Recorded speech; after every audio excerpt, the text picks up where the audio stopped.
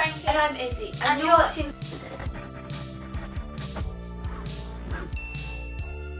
Squared. So today's video, Frankie and I have decided to do was scary stories. Now these are like scary story times, as we love watching story time videos, but obviously these aren't going to be too scary. They're just little events that have happened to us in our lives which we think are worth talking about. So we've got one joined scary story and two separate scary stories. I hope you're going to like them. If you do, please keep watching. Okay, so we're going to start off with the story that we both shared the same experience with, so that you guys get that account first, and then we'll say our separate stories. They're all different stories, so it's going to be hopefully good.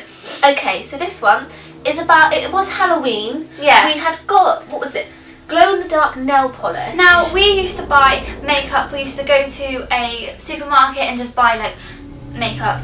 Like Halloween outfits, like decorations. This was before we did videos, but we sort of later on did this for videos. Yeah. But this, we just kind of did it because we liked the sort of holiday bit of Halloween. So we got the makeup, didn't we? And there was nail varnish, which was glow in the dark. Now, we obviously didn't know how to really paint our nails, and it came about that the night that we got this, we looked at we were in the same room and we looked at our veins and they were glowing in the dark. We're not lying here. They were literally like luminescent. It was like a creamy it wasn't white.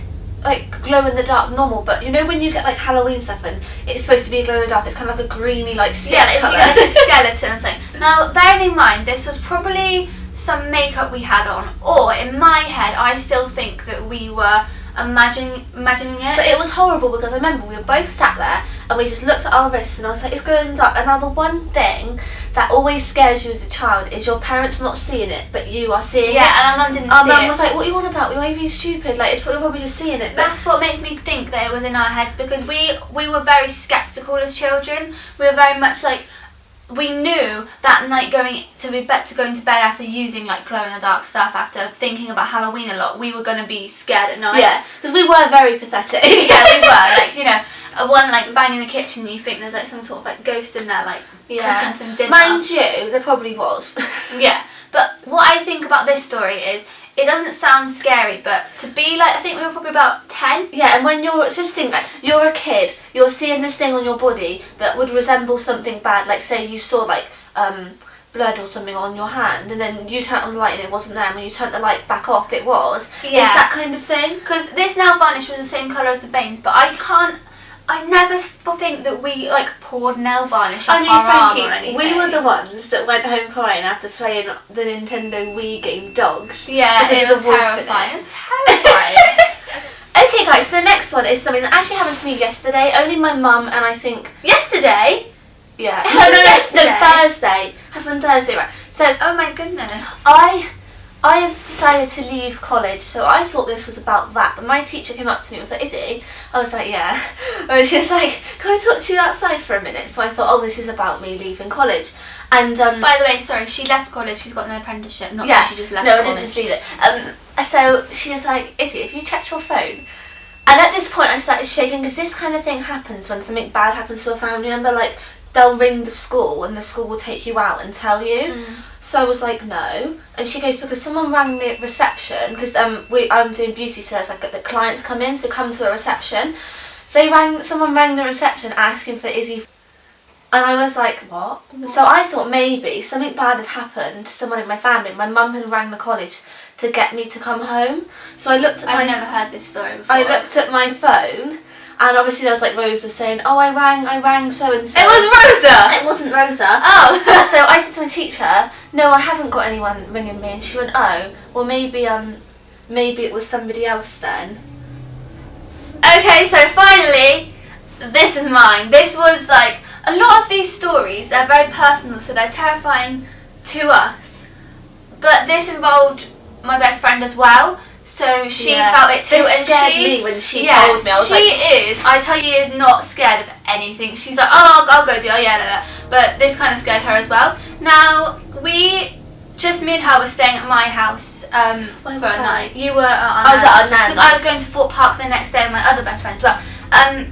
And we were just upstairs going through my art book. I just washed her hair in the bath, and there was like this ringing at the door, and I was like, who's that? Because my mum and my mum's boyfriend and Izzy are nowhere near the house. They wouldn't come back because our mum and they were here, so they were like way down the country.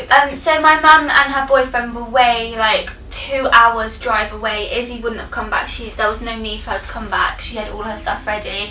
And I was like, who is this person? There was a knock at the door and there was a car outside, and it was parked right in the way so that if you go into our living room, it's in the window, so you can't really get around like looking out the window and them not seeing you. So what me and my friend did is I crawled on the floor. She was like, oh no, I'll go answer it. I'll go answer it. And I was like, no, don't answer it, because what happens if like they come in or something? So I went into the living room, got on like my hands and knees and tried to peer up above the windowsill. And they rung the door quite a lot of times, and they were stood there outside the door.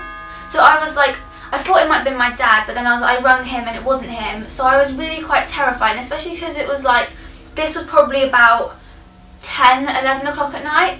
And I just had no idea who this person was. I was in bed, sound asleep. And the thing is, the most scary part of this is the fact that they carried on, and through our door you can like see straight through unless we've got the curtain over, and they were stood looking in. So me and my like friend, we had to crawl and then peer up. But she was very much like, I'll go answer it.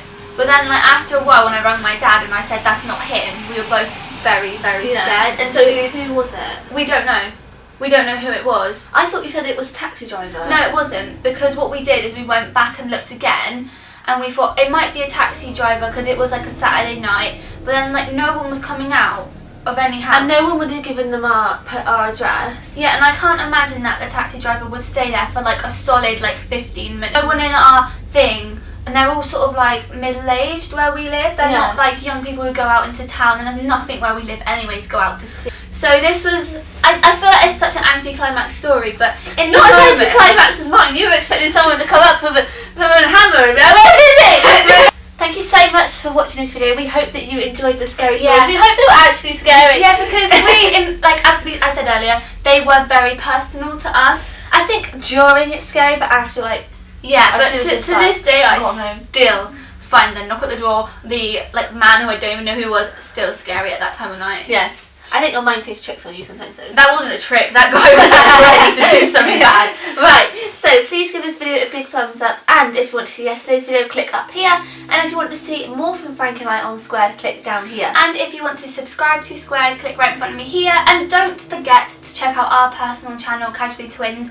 We'll link everything, our Instagram, Twitter, YouTube, all in the description of this video, along with commenting back to your comments through our personal channel. And be sure to write any scary stories if you want to in the comments. Thank you so much for watching, guys.